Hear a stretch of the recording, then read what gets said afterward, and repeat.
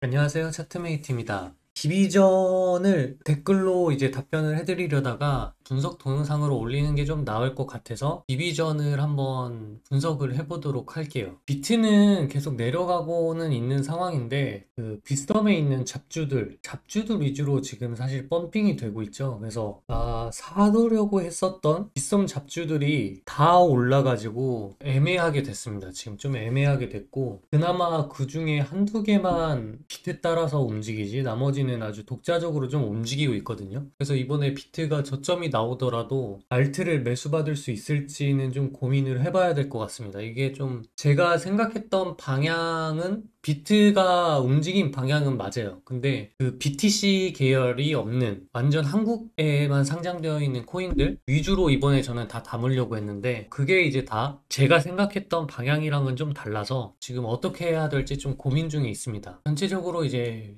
크게 보고 있는 틀은 그렇게 좀 되고 있고요. 디비전을 분석해 보도록 하겠습니다. 이것도 그 코인이 상장되고 나서 고점 찍었던 부분을 결국에 넘은 상태죠. 여기 종가 기준으로 해서 여기가 종가로 안 찍혔죠? 종가. 이게 가장 고점의 종가 자리하고 이렇게 좀 집어 넣어 두면은 여기 종가까지 해서 이걸 이제 하나의 핵심 미들선으로 좀 보시면 될 것 같습니다. 중요한 구간이죠. 이 구역의 위에 있느냐 아래에 있느냐는 분위기가 엄청나게 다를 겁니다. 그리고 이제 이런 부분은 나중에 뭔가 반등이 나오고 저항이 나올 수 있는 그런 자리죠. 여기서도 영역으로 좀 잡았으면 지지를 좀 받을 수 있었던 구역이기 때문에 이런 자리도 좀 의미가 있을 겁니다. 결국에 이 자리와 나중에 나왔을 때 보는 이런 자리 이 정도는 어떤 단기 지지선이 될 수 있어요. 그리고 이제 올라가서 저항이 나온다라고 하면 이런 자리가 저항선이 되겠죠. 그 다음은 여기 이렇게 두 구역에 저항선이 있고 여기는 이제 보조로 좀 쓸 수가 있겠네요. 이런 자리는 단기적으로 저항이 나올 수 있는 자리. 이렇게 좀 잡으면 될 것 같습니다. 만약에 여기 밑으로 떨어진다라고 하면은 이런 구역이겠죠.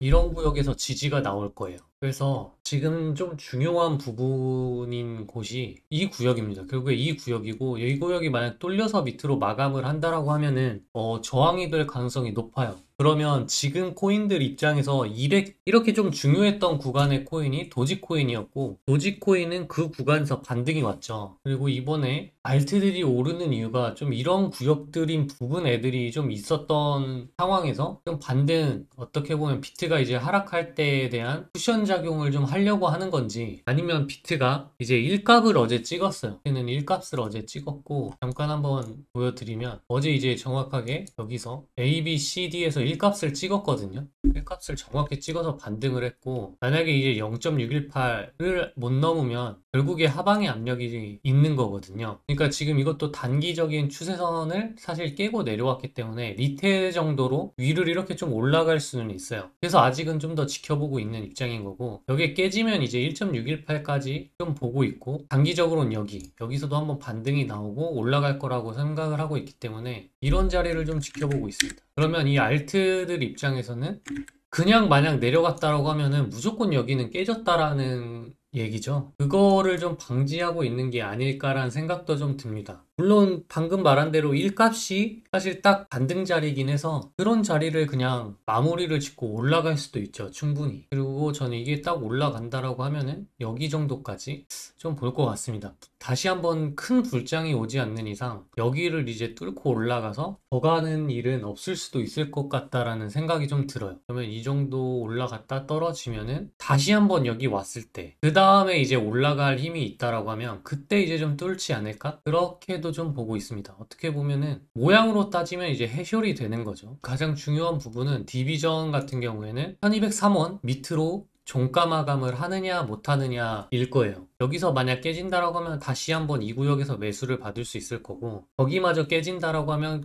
손절은 결국에 잘 잡으셔야 되고 여기서 여기 아래는 그냥 순식간에 내려갈 겁니다. 여기는 이제 아마 장대로 그냥 깨질 확률이 높아요. 예를 들어서 그냥 이런 그림이죠. 이런 그림으로 내려왔다가 여기서 계속 비비다가도 좀 올라갔다가 다시 한번 내려왔을 때 쉽게 깨질 수 있는 부분이 딱 이 부분입니다. 이런 식으로 장대로 내릴 수 있어요. 그래서 중요합니다. 이 자리가. 그 외에 이제 좀 볼만한 것들은 우선 이평적으로는 22평이랑 62평이 데드 크로스가 났고 그나마 여기는 11이평 위에서 좀 지지받고 있다. 그래서 한 번 더 쏠 수는 있다. 하지만 그거를 이렇게 위로 올리는 건 뭐 세력맘이죠. 그건 세력맘인데 그렇게까지 어거지로 올리진 않을 것 같다. 장난치는 거 아닌 이상 그러지는 않을 것 같아요. 그래서 어떻게 보면 디비전은 이 꼬리들 쪽이 매수 구간입니다. 아직은 충분히 매수를 이 구역에서 받아볼 만은 하고, 익절은 저는 만약 한다라고 하면 이 62평에서 한번 막 익절, 결국에 이 자리죠. 여기 도지처럼 도지는 아니지만 이 부분 여기서 이제 1차 익절을 좀 할 수 있을 거고, 결국에 그 자리는 이미 온 거네요. 1차 익절을 한 자리가 온 거고, 그 다음에 이제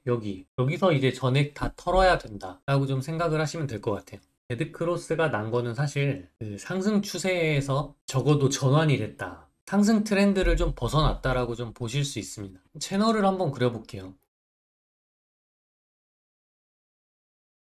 어차피 여기서 채널 두 배를 확장을 해야 되거든요. 그러면 이렇게 잡고 이런 형태의 채널이 좀 있다 라고 좀 보시면 될 것 같습니다.